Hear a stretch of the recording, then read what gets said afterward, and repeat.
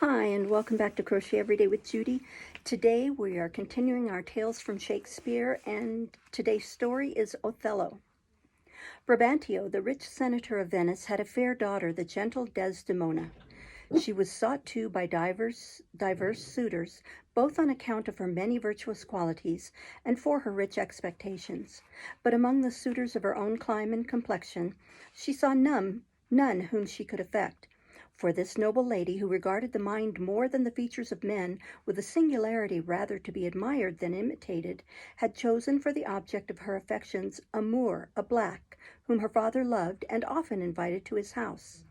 Neither is Desdemona to be altogether condemned for the unsuitableness of the person whom she selected for her lover. Bating that Othello was black, the noble Moor wanted nothing that which might recommend him to the affections of the greatest lady. He was a soldier and a brave one, and by his conduct in bloody wars against the Turks had risen to the rank of general in the Venetian service, and was esteemed and trusted by the state. He had been a traveler, and Desdemona, as is the manner of ladies, loved to hear him tell the story of his adventures, which he would run through from his earliest recollection. The battles, sieges, and encounters which he had passed through, the perils he had been exposed to by land and by water, his hairbreadth escapes when he had entered a breach or marched up to the mouth of a cannon, and how he had been taken prisoner by the insolent enemy and sold to slavery, how he demeaned himself in that state, and how he escaped. All these accounts added to the narration of the strange things he had seen in foreign countries, the vast wilderness and romantic caverns, the quarries, the rocks and mountains whose heads are in the clouds, of the savage nations, the cannibals who are man-eaters, and a race of people in Africa whose heads do grow beneath their shoulders. These travelers' stories would so enchain the attention of Desdemona that if she were called off at any time by household affairs, she would dispatch with all haste to that business, and return, and with a greedy ear devour Othello's discourse. And once he took advantage of a pliant hour, and drew from her a prayer, that he would tell her the whole story of his life at large, of which she had heard so much, but only by parts, to which he consented, and beguiled her of many a tear, when he spoke of some distressful stroke which his youth had suffered. His story being done, she gave him for his pains a world of sighs. She swore a pretty oath that it was all passing strange and pitiful, wondrous pitiful. She wished, she said, she had not heard it, yet she wished that heaven had made her such a man. And then she thanked him and told him if he had a friend who loved her, he had only to teach him how to tell a story, and that would woo her. Upon this hint, delivered not with more frankness than modesty, accompanied with certain bewitching prettiness and blushes which Othello could not but understand, he spoke more openly of his love, and in this golden opportunity gained the consent of the generous lady Desdemona privately to marry him. Neither Othello's color nor his fortune were such that it could be hoped Brabantio would accept him for a son-in-law. He had left his daughter free, but he did expect that, as the manner of noble Venetian ladies was, she would choose ere long a husband of senatorial rank or expectations. But in this he was deceived. Desdemona loved the Moor, though he was black, and devoted her heart and fortunes to his valiant parts and qualities. So was her heart subdued to an implicit devotion to the man she had selected for a husband, that his very color, which to all but this discerning lady would have proved an insurmountable objection, was by her esteemed above all the white skins and clear complexions of the young Venetian nobility, her suitors. Their marriage, which, though privately carried, could not long be kept a secret, came to the ears of the old man, Brabantio, who appeared in a solemn council of the Senate as an accuser of the Moor Othello, who by spells and witchcraft, he maintained, had seduced the affections of the fair Desdemona to marry him, without the consent of her father and against the obligations of hospitality. At this juncture of time, it happened that the state of Venice had immediate need of the services of Othello. News having arrived that the Turks, with mighty preparation, had fitted out a fleet which was bending its course to the island of Cyprus, with intent to regain that strong post from the Venetians who then held it. In this emergency, the state turned its eyes upon Othello, who alone was deemed adequate to conduct the defense of Cyprus against the Turks. So that Othello, now summoned before the Senate, stood in their presence at once as a candidate for a great state employment, and as a culprit charged with offenses which by the laws of Venice were made capital. The age and senatorial character of old Brabantio commanded a most patient hearing from that grave assembly. But the incensed father conducted his accusation with so much intemperance, producing likelihoods and allegations for proofs, that, when Othello was called upon for his defense, he had only to relate a plain tale of the course of his love, which he did with such an artless eloquence, recounting the whole story of his wooing as we have related it above, and delivered his speech with so noble a plainness, the evidence of truth, that the Duke, who sat as chief judge, could not help confessing that a tale so told would have won his daughter too. And the spells and conjurations which Othello had used in his courtship plainly appeared to have been no more than the honest arts of men in love, and the only witchcraft which he had used, the faculty of telling a soft tale to win a lady's ear. This statement of Othello was confirmed by the testimony of the Lady Desdemona herself, who appeared in court, and professing a duty to her father for life and education, challenged leave of him to profess a yet higher duty to her lord and husband, even so much as her mother had shown in preferring him, Brabantio, above her father.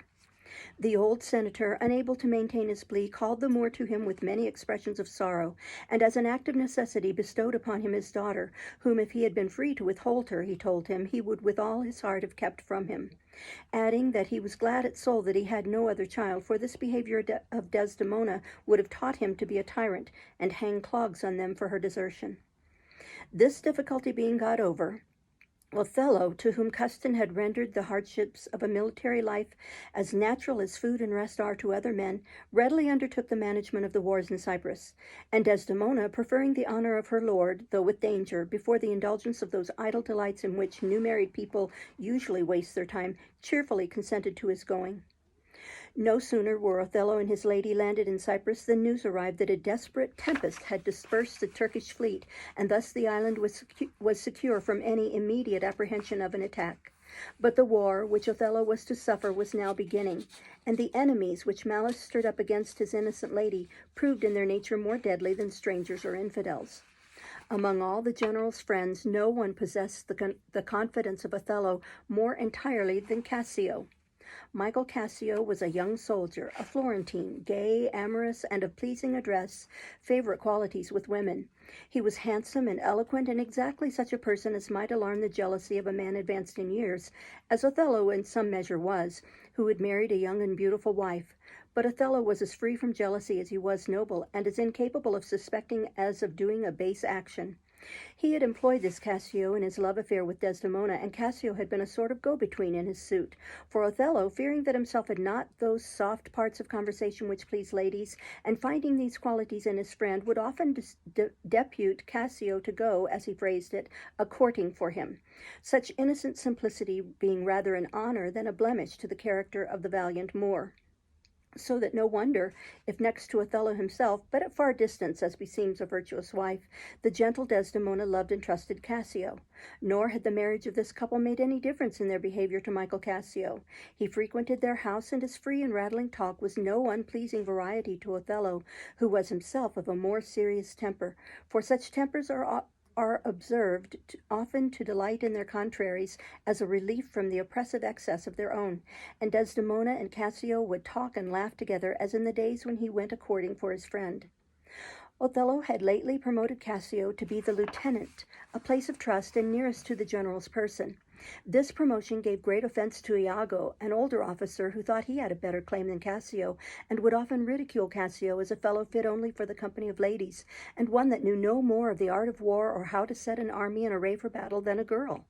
Iago hated Cassio, and he hated Othello, as well for favoring Cassio as for an unjust suspicion, which he had lightly taken up against Othello, that the Moor was too fond of Iago's wife Emilia. From these imaginary provocations, the plotting mind of Iago conceived a horrid scheme of revenge which should involve both Cassio the Moor and Desdemona in one common ruin.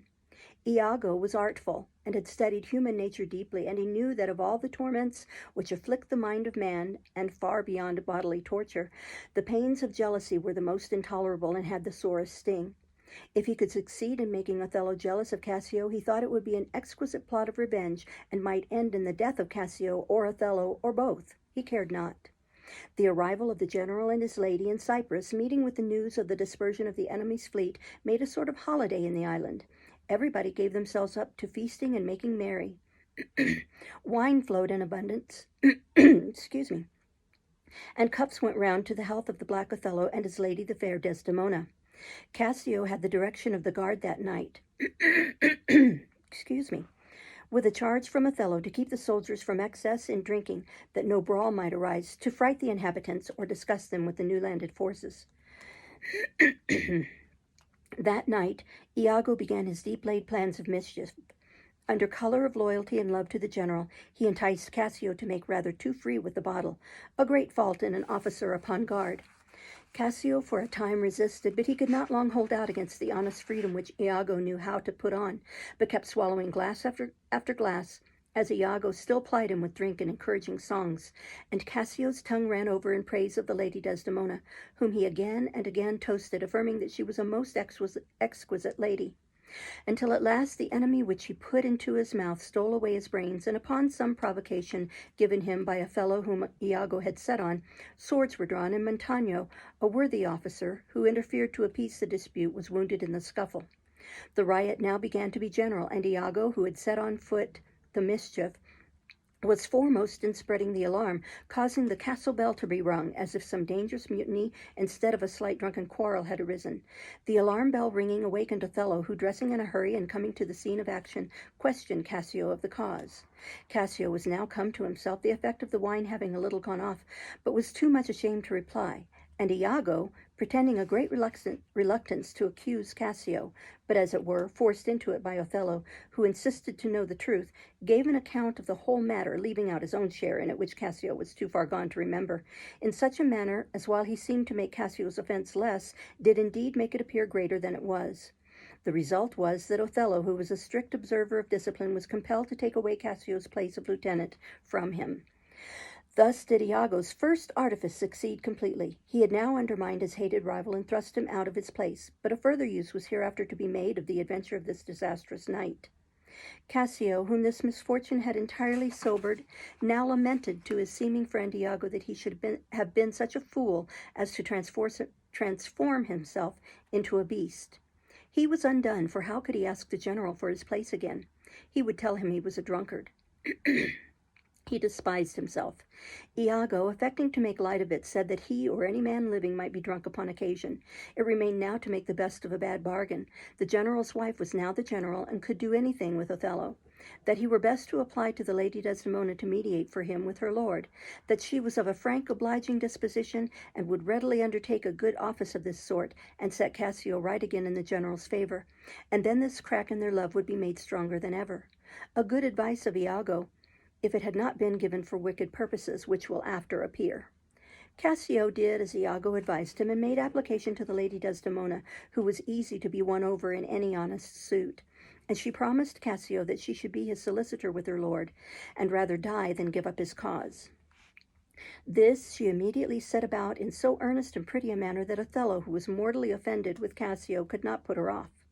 When he pleaded delay, and that it was too soon to pardon such an offender, she would not be beat back, but insisted that it should be the next night, or the morning after, or the next morning to that at farthest.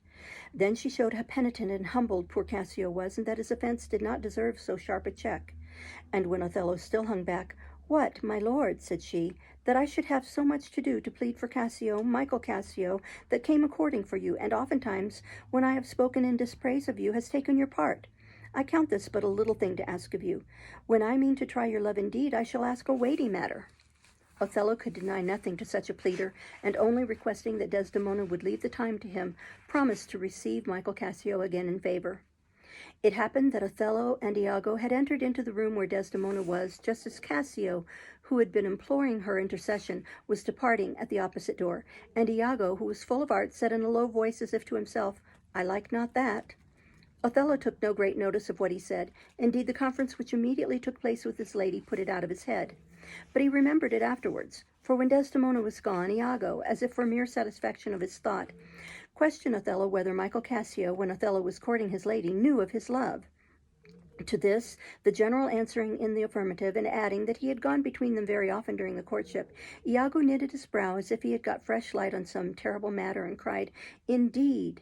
This brought into Othello's mind the words which Iago had let fall upon entering the room and seeing Cassio with Desdemona, and he began to think there was some meaning in all this, for he deemed Iago to be a just man and full of love and honesty, and what in a false knave would be tricks, in him seemed to be the natural workings of an honest mind, big with something too great for utterance, and Othello prayed Iago to speak what he knew, and to give his worst thoughts words. "And what," said Iago, "if some thoughts very vile should have intruded into my breast, as where is the palace into which foul things do not enter?"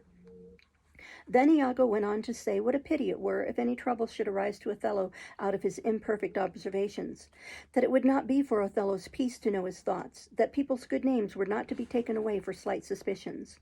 And when Othello's curiosity was raised almost to distraction with these hints and scattered words, Iago, as if in earnest care for Othello's peace of mind, besought him to beware of jealousy. With such art did this villain raise suspicions in the unguarded Othello by the very caution which he pretended to give him against suspicion. "I know," said Othello, "that my wife is fair, loves company and feasting, is free of speech, sings, plays, and dances well. But where virtue is, these qualities are virtuous.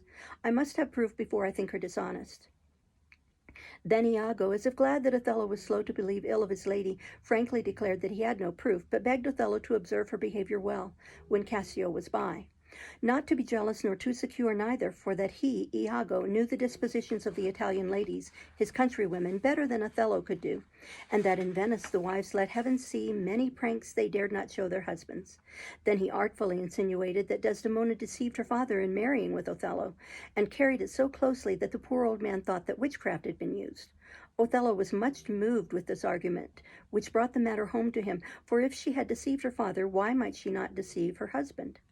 Iago begged pardon for having moved him, but Othello, assuming an indifference, while he was really shaken with inward grief at Iago's words, begged him to go on, which Iago did with many apologies, as if unwilling to produce anything against Cassio, whom he called his friend. He then came strongly to the point, and reminded Othello how Desdemona had refused many suitable matches of her own clime and complexion, and had married him, a Moor, which showed unnatural in her, and proved her to have a headstrong will. And when her better judgment returned, how probable it was she should fall upon comparing Othello with the fine forms and clear white complexions of the young Italians, her countrymen. He concluded with advising Othello to put off his reconcilement with Cassio a little longer, and in the meanwhile to note with what earnestness Desdemona should intercede in his behalf, for that much would be seen in that. So mischievously did this artful villain lay his plots to turn the gentle qualities of this innocent lady into her destruction, and make a net for her out of her own goodness to entrap her, first setting Cassio on to entreat her mediation, and then out of that very mediation contriving stratagems for her ruin. The conference ended with Iago's begging Othello to account his wife innocent until he had more decisive proof, and Othello promised to be patient. But from that moment the deceived Othello never tasted content of mind. Poppy, nor the juice of mandragora, nor all the sleeping potions in the world could ever again restore to him that sweet rest which he had enjoyed but yesterday. His occupation sickened upon him. He no longer took delight in arms. His heart, that used to be roused at the sight of troops and banners in battle array, and would stir and leap at the sound of a drum or a trumpet or a neighboring war horse, seemed to have lost all that pride and ambition which are a soldier's virtue, and his military ardor and all his old joy forsook him. Sometimes he thought his wife honest, and at times he thought her not so. Sometimes he thought Iago just, and at times he thought him not so. Then he would wish that he had never known of it. He was not the worse for her loving Cassio, so long as he knew it not. Torn to pieces with these distracting thoughts, he once laid hold on Iago's throat, and demanded proof of Desdemona's guilt, or threatened instant death for his having belied her.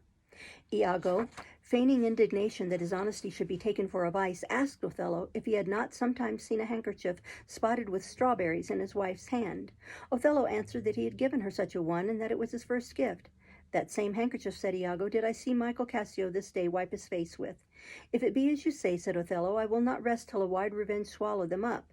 And first, for a token of your fidelity, I expect that Cassio shall be put to death within 3 days, and for that fair devil," meaning his lady, "I will withdraw and devise some swift means of death for her."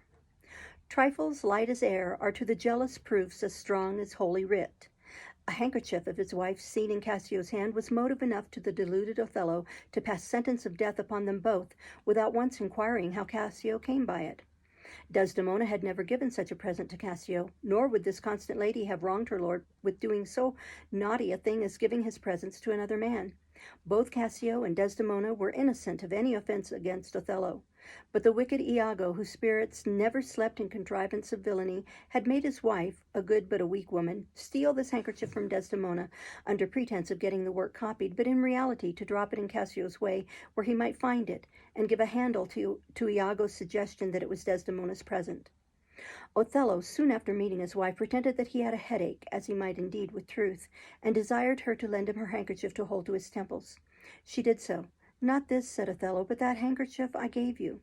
Desdemona had it not about her, for indeed it was stolen, as we have related. How, said Othello, this is a fault indeed. That handkerchief was an Egyptian woman gave to my mother. The woman was a witch and could read people's thoughts. She told my mother while she kept it, it would make her amiable and my father would love her. But if she lost it or gave it away, my father's fancy would turn, and he would loathe her as much as he had loved her. She dying gave it to me and bade me if I ever married to give it to my wife. I did so. Take heed of it. Make it a darling as precious as your eye. Is it possible? Said the frightened lady. 'Tis true, continued Othello. It is a magical handkerchief. A sibyl that had lived in the world 200 years, in a fit of prophetic fury, worked it. The silkworms that furnished the silk were hallowed, and it was dyed in a mummy of maidens' hearts conserved. Desdemona, hearing the wondrous virtues of the handkerchief, was ready to die with fear, for she plainly perceived she had lost it, and with it she feared the affections of her husband. Then Othello started, and looked as if he were going to do some rash thing, and still he demanded the handkerchief, which when she could not produce, she tried to divert her husband from too serious thoughts, and cheerfully told him she saw all his talk about the handkerchief was only to put her off from her suit about Michael Cassio, whom she went on to praise, as Iago had foretold, till Othello, in perfect distraction, burst out of the room, and then Desdemona, though unwillingly, began to suspect that her lord was jealous. What cause she could have ministered to him she knew not, and then she accused herself for accusing the noble Othello, and thought to be sure that some untoward news from Venice or some state troubles had puddled his spirits and made his temper not so sweet as formerly. And she said, men are not gods, and we must not look for that observance from them when they are married, which they show us on the bridal day. And she beshrewed herself for so unkindly judging of his unkindness. Again Othello and Desdemona met, and he accused her more plainly of being unfaithful, and of loving another man, but he did not name whom. And Othello wept, and Desdemona said, Alas, the heavy day, why do you weep? And Othello told her he could have borne all sorts of evils with fortitude, poverty and disease and disgrace, but her infidelity had broken his heart. And he called her a weed that looked so fair and smelt so sweet that the sense ached at it, and wished she had never been born. And when he had left her, this innocent lady was so stupefied with wonder at her lord's untrue suspicion of her, that a weight-like sleep came over her, and she only desired her attendant to make her bed, and to lay her wedding sheets upon it, saying that when people teach their babes, they do it by gentle means and easy tasks, and Othello might have chid her so, for in good faith she was but a child when she was chidden. And this was all the complaint which this gentle lady made. Desdemona, being retired to bed, expecting her lord would follow her, soon fell into a slumber, the effect of her troubled spirits, when Othello entered the chamber, full of the black purpose which he had meditated of putting his lady to death. But when he saw her asleep, he thought he would not shed her blood, nor scar that white skin of hers, more white than alabaster. But he was resolved she should die, else, as he said, she would live to betray more men, as she had done him. Then he kissed her for the last time, as he said, and that kiss was so sweet that he must needs kiss her again, and he wept, but he said they were cruel tears. Desdemona was awakened with his kisses, and she looked upon Othello, and she saw him gnaw his underlip and roll his eyes, and she knew he was always fatal when he looked so, and he bade her prepare for death and to say her prayers, for he would not kill her soul. And this innocent wife, as she lay at his mercy, begged for compassion and to know her fault, and then he named Cassio and the handkerchief which he said she had given him. And as the guiltless lady was proceeding to clear herself, he suddenly would hear no more, but covering her up in the bedclothes, stifled her till she died. In this instant of time was brought into the house Cassio, wounded and bleeding, whom Iago had set one of his creatures on to assassinate. But the fellow not succeeding in his attempt to kill Cassio, whom he wounded but not mortally, and being himself killed by Iago to prevent discovery, in his pockets were found certain letters which made the guilt of Iago and the innocence of Cassio clear beyond all doubt. and Cassio now came to beg pardon of Othello, and to ask wherein he had offended him that he had employed Iago to murder him. This discovery was as a thunderstroke to Othello, who now plainly saw that he was no better than a murderer, and that his wife, poor innocent lady, had been ever faithful to him. The extreme anguish of which discovery making life insupportable, he fell upon his sword, and throwing himself upon the body of his dear injured lady, expired. These rash acts raised much passion of horror and amazement in the bystanders, for Othello had borne a fair reputation until he was wrought upon by the arts of a villain, which his own noble nature never gave him leave to suspect. He was a loving and a doting husband. He had loved not wisely, but too well, and his manly eyes, when he learned his mistake, though not used to weep on every small occasion, dropped tears as fast as the Arabian trees their gum. And when he was dead, all his former merits and his valiant acts were remembered. Nothing now remained for his successor but to put the utmost censure of the law in force against Iago, who was executed with strict tortures, and to send word to the state of Venice of the lamentable death of their renowned general. That's the end of our story. Tomorrow we read the last of the tales, and that story is Pericles, Prince of Tyre. Thank you for listening. Bye-bye.